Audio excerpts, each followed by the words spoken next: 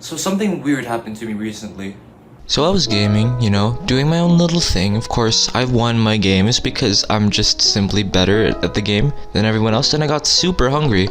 So what I did was I ordered food from my phone because, it's quick and easy.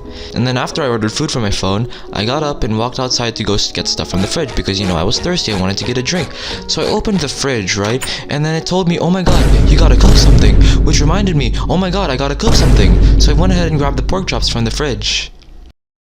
So what I did first was I imagined I was a TSA officer at an airport and started patting the meat down to ensure that it was dry.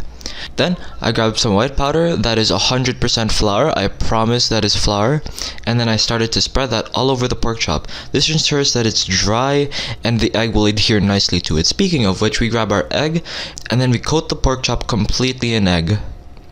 Then we take the egg pork chop and we dip the egg pork chop into the breadcrumbs, and these breadcrumbs will give it such a nice, crispy, amazing texture in contrast to the soft, fatty pork. Anyway, I'm getting off track. You want to go ahead and get a pan with a little bit of oil, but not with too much oil that you're deep frying and not with too little oil that you're barely cooking it, I guess. I don't know.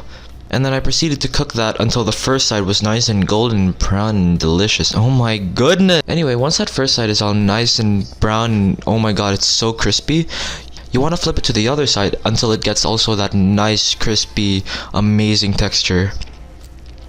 Once I was done with that, I transferred these over to a cooling rack to make sure they ensure crispy. If you don't have one, you can obviously just use a paper towel on some plates, but I prefer the cooling rack. So if you notice in this footage, I only actually have 3 pork chops. I ended up actually eating one. Anyway, I made a garlic and cream sauce along with the pork, but I actually don't want to show the end results of it. It didn't end up looking that good, but I promise you guys it tasted good with the pork chop. Just take my word for it. It tasted good, okay? Just hear me out.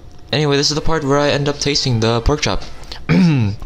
Hello everyone, welcome to my food review channel. Today we're going to be reviewing this pork cutlet and garlic and cream sauce. Let's take a bite.